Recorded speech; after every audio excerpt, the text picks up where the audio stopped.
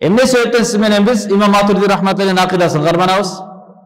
Эмнеге карманыш керекпиз?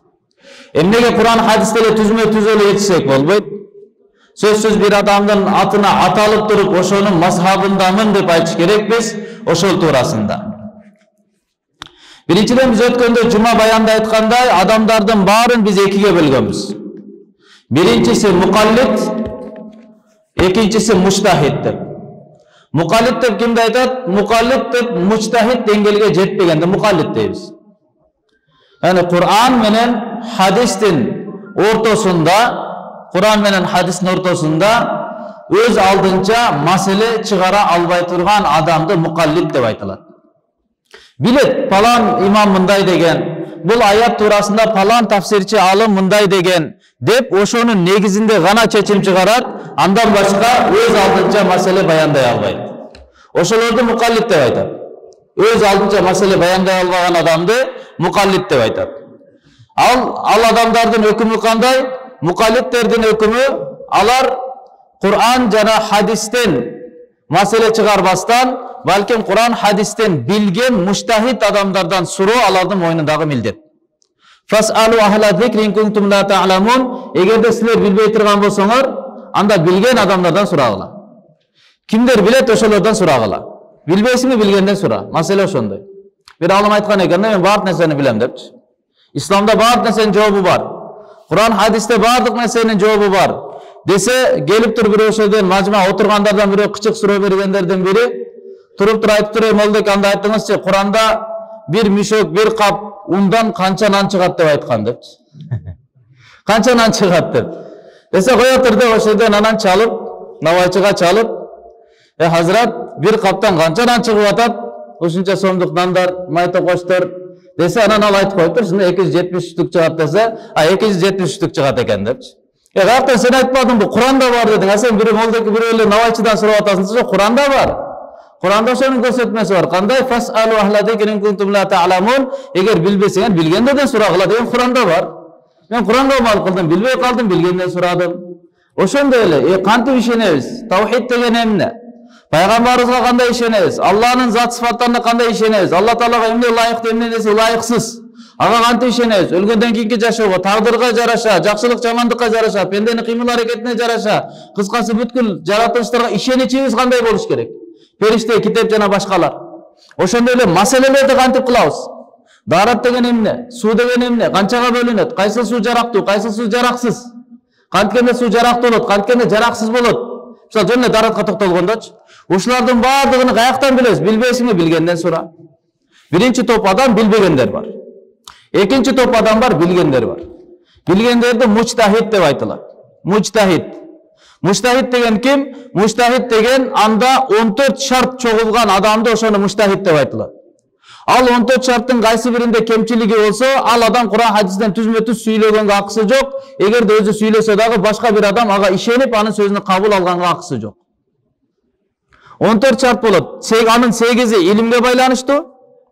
6'sı bolsa adamdık kasiyetine baylanıştı. İlimge baylanıştı olan şartlar birinci al-kitab. Kur'an'ın ilimi bolsun. Kur'an baş ayağına çeyin bolsun. Emne olgan, kanday olgan Kur'an'ın ilimi olsun. As-sunnah, ikinci sünnetten ilimi olsun.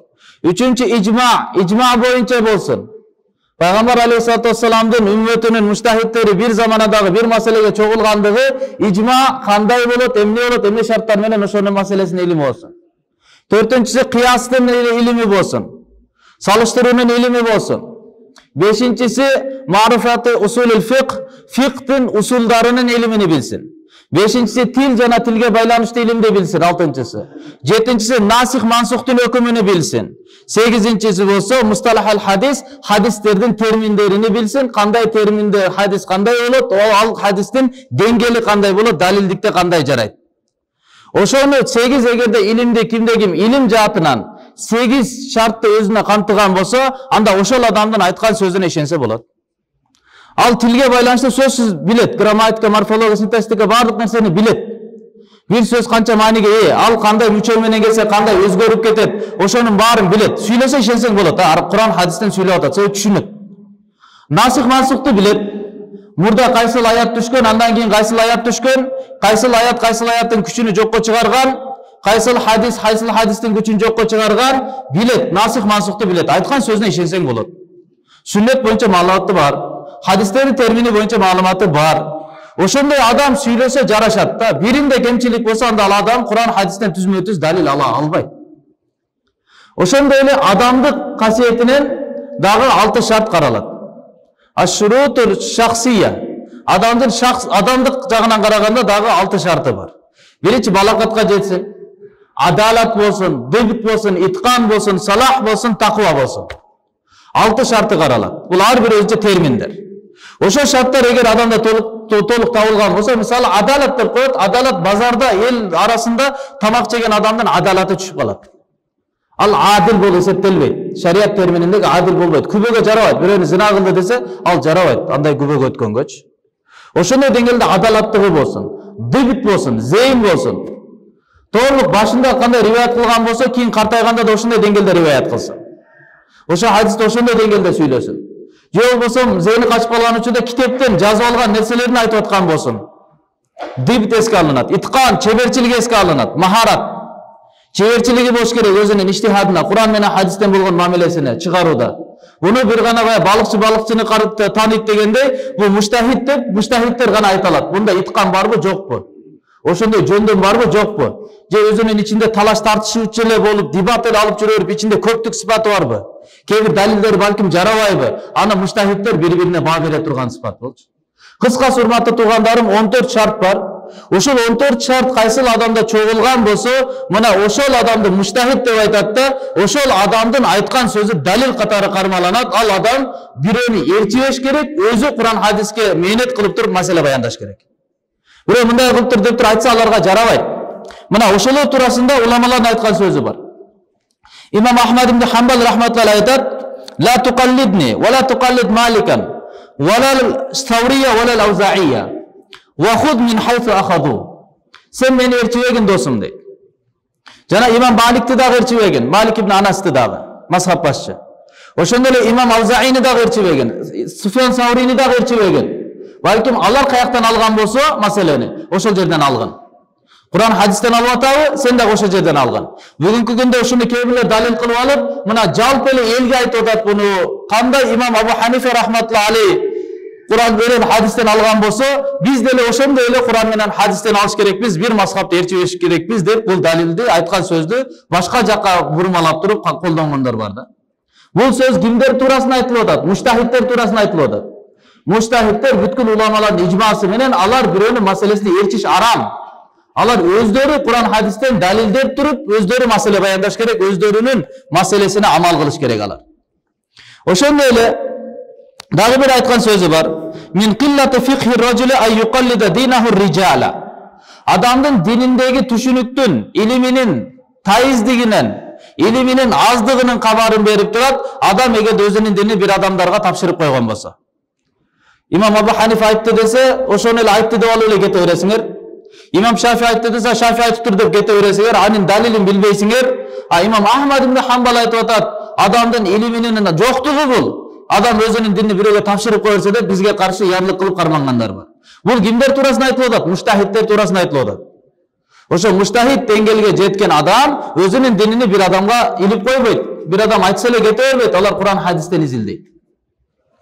Ошондой эле сөз İmam Abu Yusuf rahmatullahi aleyhinde aytkan sözü la yahillu li ahadin ay yaqula maqalatana hatta ya'lam min ayna qulnaha.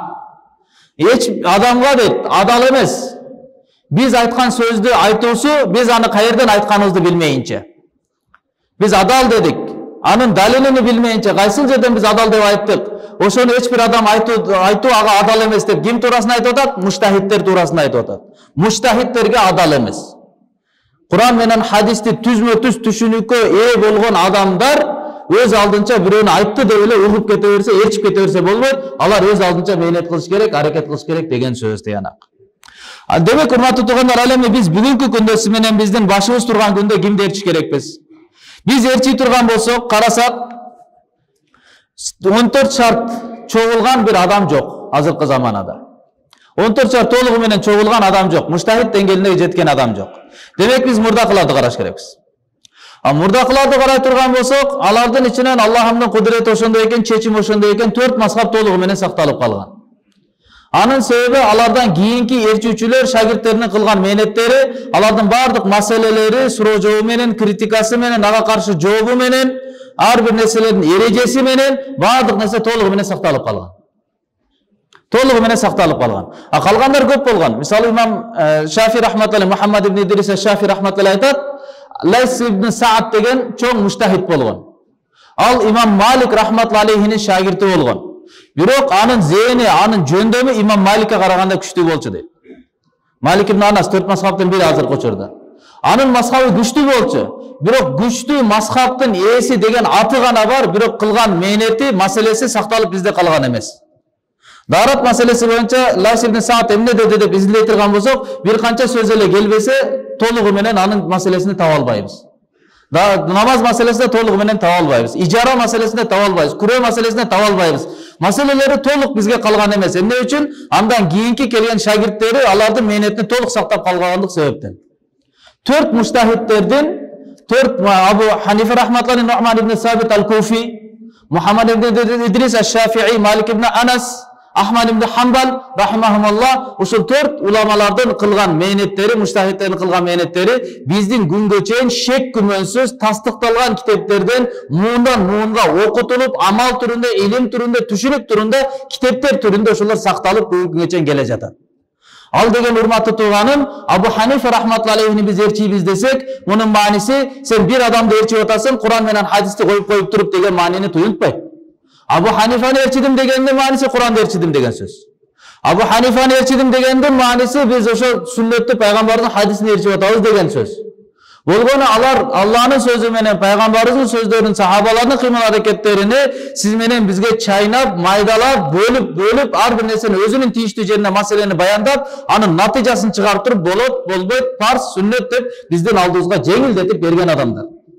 Куран хадиске мээнет кылып, болгон өмүрүнү сарптап, ошону бизге жеңил жеткирип берген адамдар.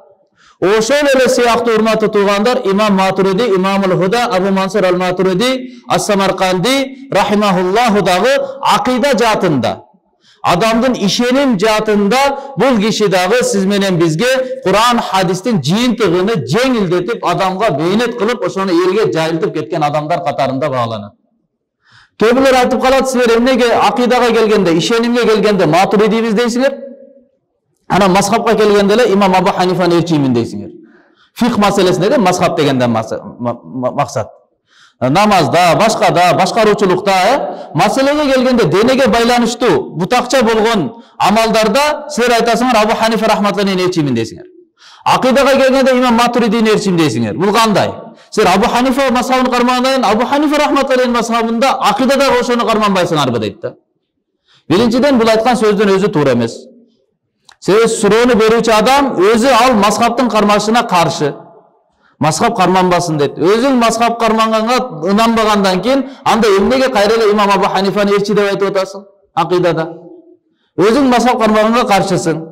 Экинчиден, имам Матуриди рахматуллахинин мазхабындабыз дегендин мааниси биздин акыйдабыз имам Абу Ханифа же имам Шафиинин акыйдасынан башка акыйдадабыз деген түшүнүк эмес.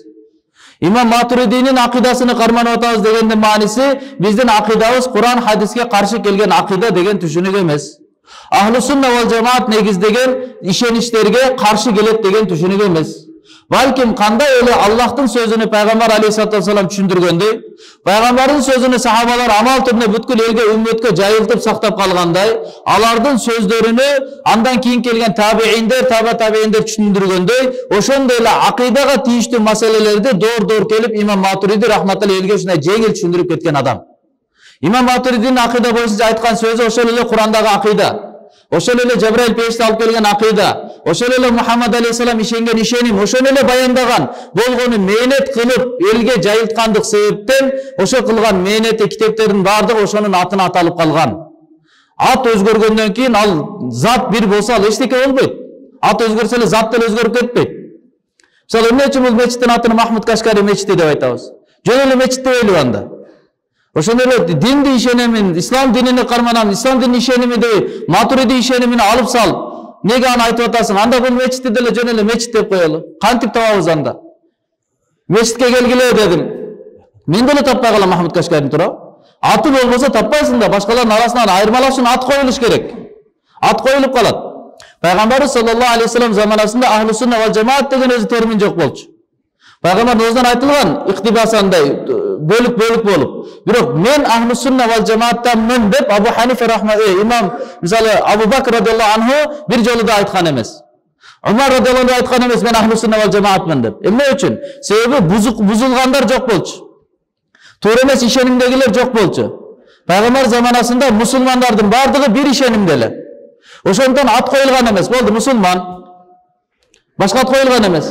А качанда бузукулуктар, башка ишенимдер, бузулгандар ачка чыккандан кийин туура жолдо жүргөндөргө ат коюлуп калган. Буларга ат коюлуп калган, аты менен өзгөчөлөнүп калган. А бирок мисалы адам баласы бул китепти келип алыптыр, бул китеп эмес, бул телефон десе телефон болуп калбайт да. Канча айтсаң деле болбойт, баары бул китеп боюнча кала берет. Ошондой эле кээ бир адамдар биз ахлу сунна вал жамаатпыз, силер ахлу сунна вал жамаат эмессиңер, силер бидатчысыңар деп эле айта берсе аны менен болуп калбайт. Куран хадис бар. Заманадан бери келе жаткан ахлу сунна вал жамааттын өзүнүн, алардын ишениминин негиздери бар. Ошол негизди сактаган имам Матуриди, имам Ашари рахимахумулла, ошолор урмат тутулгандар ахлу сунна вал жамааттын ишенимини бекем, терең сактап калган адамдар катары бааланат. Ошолордун ишеними ахлу сунна вал жамааттын ишеними болот. Дор сайын фитналар чыккан, булар чыга берет кыяматка чейин. Мисалы ушундай заманалар болгон падышалар, ислам мамлекетинин падышалары туура эмес ишенимди кармаган адамдар болгон. Куранды махлук деп. Куран бул жаралган. Ошол үчүн Ахмад ибн Хамбал рахматуллахи заманасы болчу. Ал киши өзү мурда эле имам Малик ибн Анастын шагирти, устазына мурда эле пайгамбарыбыз бейиштен деп куш кабар берип түшүнө кирген адам эле. Ошол келаткан сыноо боюнча кабар берилген болчу. Ошондо 5 алымдарды, эң чоң алымдарды кармап келет деген падыша. Фатва алыш үчүн Куран бул жаралган дегендечи.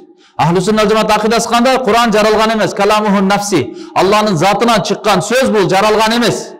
А китептердегилер жаралган, сыя жаралган, окулган жаралган, баары жаралган. Бирок Алланын затынан өзү сүйлөгөн сөз Куран бул жаралган эмес. Ошону жаралган деп карманган ишенимдегилер чыккан муатазилалар. Ошолор падышалыкка чейин келген, бийликти толугу менен алган. Заманада толук ошол ишеним кармалып турган. 5 алымдар эмне кылган? Алар эптеп акыйданы сактап калыш керек. Кээ бирлер амалкөйлүк кылып чыгып кеткен, хила деп коюлат. Мисалы айтып, Таврат, Забур, Инжил, Куран, төртөө тең жаралган депчи. Жаралган дегенде максат колдоруну, манжаларыны максат кылып туруп. Бул төртөө тең жаралган деп. А ишеними Алланын сөзү жаралган эмес, бирок моулар жаралган деген мааниде. Кээ бирлер айткан, ичиме өтүп атат, башка болуп атат. Барып келсем болобу, кажетке десе, жок болбойт десе, жок азыр ушул жерде булгап коем десе, жанда барып кел десе, барып караңгы жагыраак бармыш болуп туруп, дараткан ал учурларда жок. Ошондон нары качып жанын сактап калган бирөөсү. Дагы бири иманын бекем жүрөктө кармап, бирок ал өлүмдүн коркунучу турат, ал учурда тил менен куфурдун сөзүнү сүйлөп, бирок жүрөк иманда турса рухсат берилет.